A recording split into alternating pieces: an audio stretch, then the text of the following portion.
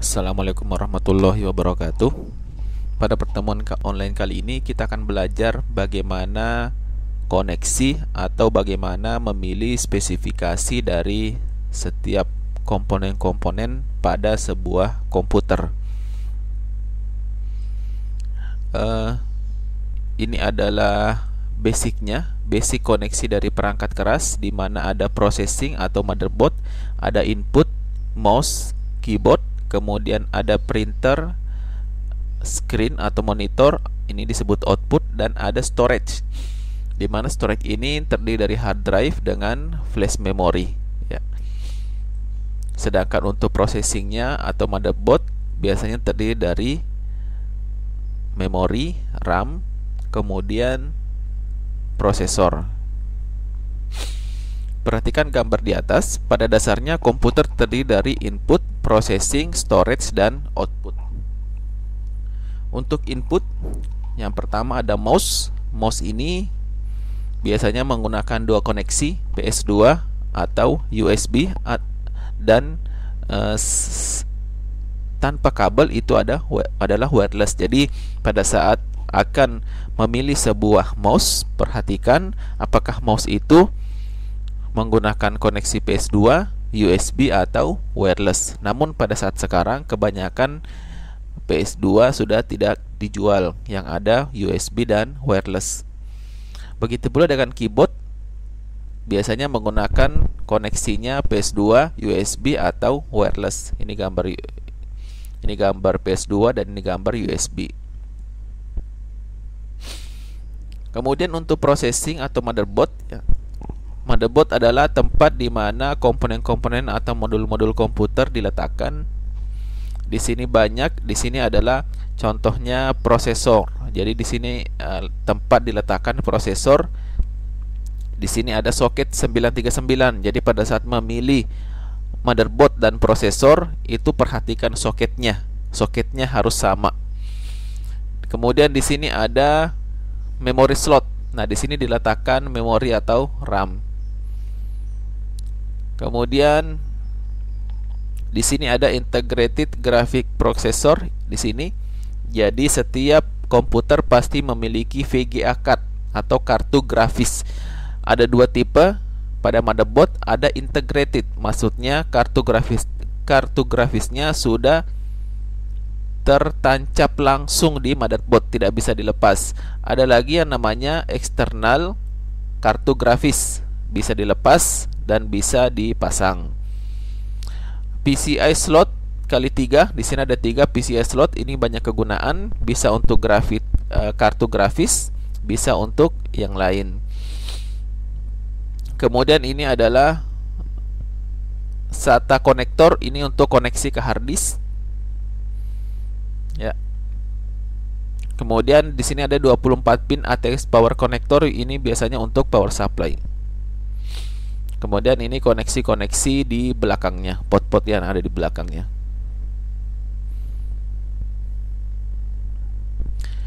Motherboard atau biasa disebut mainboard adalah tempat peletakan modul-modul sebuah CPU seperti prosesor, memori, VGA card atau kartu grafis, dan sebagainya.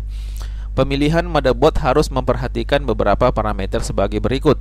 Perhatikan mereknya Intel, MSI, ASRock, atau Asus. Yang kedua, soket LGA 775 atau 1155 atau 1156. Tipe soket harus disesuaikan dengan tipe prosesor. Kemudian memori RAM, pastikan itu adalah DDR1, DDR2, DDR3 atau DDR4. Ini harus disesuaikan dengan motherboard. Kemudian expansion slot, ada PCI, ada PCI Express. Storage-nya ada IDE atau SATA. Back input outputnya ada di sub, HDMI, USB, dan audio. Ini akan saya jelaskan di slide berikutnya. Konektor yang ada di motherboard biasanya seperti ini ya. Ini PS2, kemudian ini serial port, ini untuk komunikasi serial. Kemudian ini untuk parallel port. Biasanya ini komputer-komputer zaman dahulu menggunakan ini. Kemudian ada VGA port. VGA port ini biasa digunakan untuk komunikasi ke monitor atau ke proyektor. Kemudian USB port ini banyak kegunaannya, bisa untuk mouse, keyboard, storage dan lain-lain. Bahkan USB juga bisa digunakan di sini. Untuk USB sendiri ya, ini ada tipe-tipenya. Kalau bentuknya seperti ini namanya tipe A, ini tipe B yang biasa ke printer, ini mini A, ini mini B, micro B, ini micro A. Biasanya ini di handphone ya.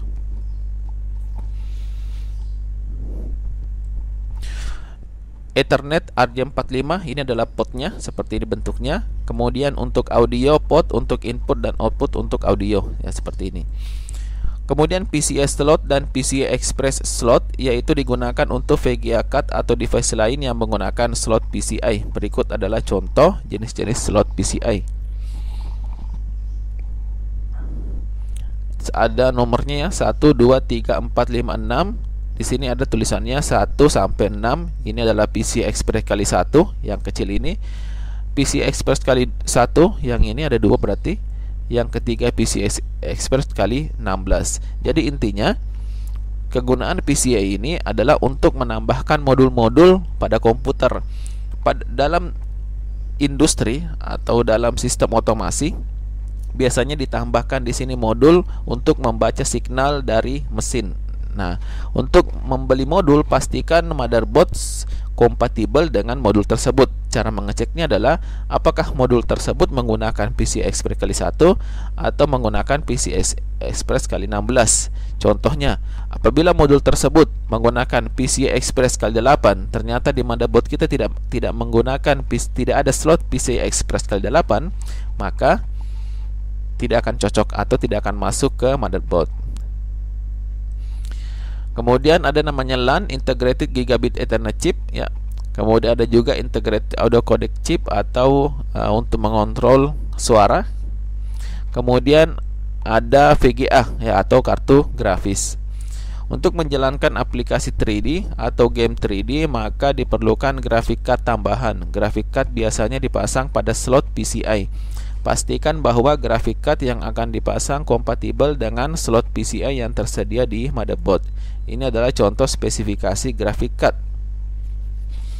Nah, ini silahkan dibaca sendiri. Namun yang perlu diperhatikan di sini ada tulisan PCI Express kali 16. Nah, berarti kartu grafis ini cocok masuk ke sini. Karena ini juga nomor 3, ini adalah PCI Express kali 16. Berarti masuknya ke sini.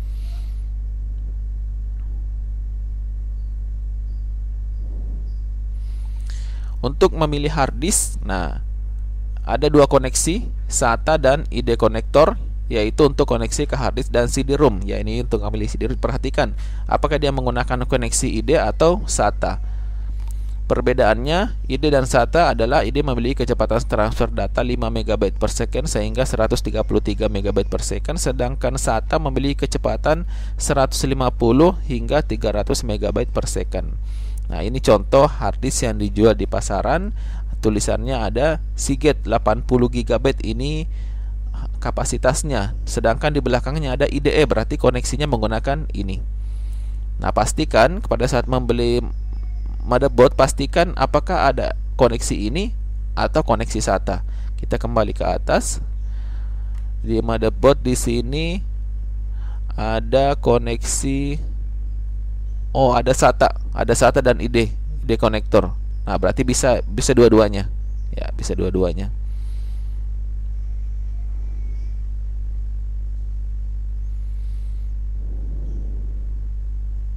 Ini ada SATA 2, SATA 3, itu adalah versinya. Ya, yang perlu diperhatikan adalah SATA atau ID. Kemudian floppy drive connector ini sudah tidak pernah digunakan karena kapasitasnya kecil. 24 pin ATX power connector ini untuk power supply.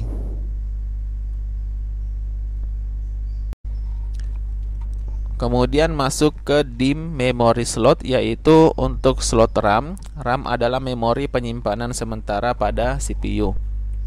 Pemilihan RAM harus memperhatikan beberapa parameter sebagai berikut. Yang pertama, tipenya apakah itu DDR1, DDR2, DDR3 atau DDR4. Kemudian kapasitasnya mulai dari 512 MB sampai 4 GB. Ini contoh RAM yang dijual di pasaran.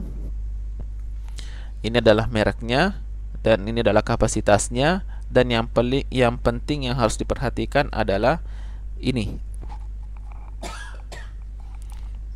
DDR1 atau DDR2. Di sini ada judulnya, ya. Ini dipastikan dengan spesifikasi motherboard. Kemudian CPU socket, yaitu untuk penempatan prosesor. Prosesor adalah otak dari sebuah komputer.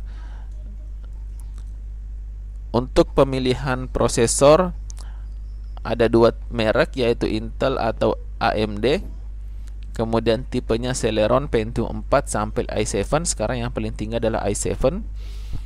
Kemudian yang perlu diperhatikan adalah soketnya, apakah menggunakan LGA 775, 1155 atau 1156. Ini contohnya prosesor yang dijual di pasaran, Celeron 3.0 GHz. Nah, di sini ada tertulis prosesor Intel socket LGA 775. Maka harus cari motherboard di mana soketnya mendukung LGA 775. Storage adalah hard disk, memory card, USB flash disk, dan outputnya adalah monitor. Ada terbagi 3, CRT, LCD, dan LED. Kebanyakan sekarang LED, speaker, dan printer. Untuk perangkat lunak, yang pertama sistem software. Operating system itu biasanya Windows 7, Linux, atau DOS. Kemudian driver adalah software yang menghubungkan antara device komputer dengan OS. Utilities adalah software yang digunakan untuk menganalisis, mengkonfigurasi, meningkatkan performance suatu komputer, contoh task manager. Kemudian juga file manager, software yang digunakan untuk mengeksplorasi seluruh file yang ada pada hard disk. Kemudian checklist, software yang digunakan untuk mengecek performa dari hard disk. Defragmentation adalah software yang berguna untuk menyusun kembali file-file yang diperbaharui atau yang telah diinstal baik secara sengaja maupun tidak sengaja. Backup adalah software yang berfungsi untuk membackup pengaturan OS, jadi pada saat terjadi kerusakan bisa dikembalikan lagi. Dan restore point adalah software untuk mengembalikan OS pada pengaturan awal pada saat di backup. Application software adalah, nah ini banyak ya, silahkan dibaca sendiri. Ada application suite, enterprise software, information worker software, content access software, educational software, simulation software, media development software, product engineering software, mobile application, dan web application. Dan ini adalah tugasnya, ya.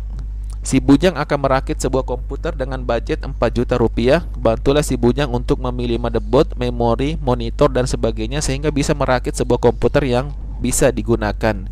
Sebagai referensi, silahkan membuka situs ini, viraindo.com. Di sini ada semua motherboardnya, ya. Ada prosesor, memori, LCD, jangan lupa power supply, ya. Contohnya di sini harga prosesor, silahkan dipilih. Contohnya saya memilih prosesor ini, Celeron 1,8 GHz, harganya 55.000. Kemudian di sini soketnya adalah LGA 775. Berarti saya harus mencari motherboard dengan LGA 775. Ini motherboard LGA 775, silahkan pilih di sini. Ya, ini adalah, dan di sini contohnya kalau memilih ini, di sini ada spesifikasinya DDR3, berarti harus cari memori yang DDR3. Ini DDR2, ini DDR3, berarti pilih di sini. Ya, DDR3. Ya. Jangan lupa yang harus memiliki motherboard, prosesor, hard disk, ya, memori, LCD, casing, power supply, ya, mouse, dan keyboard. Ya, itu adalah tugasnya. Silahkan dikerjakan dan dikumpulkan melalui email.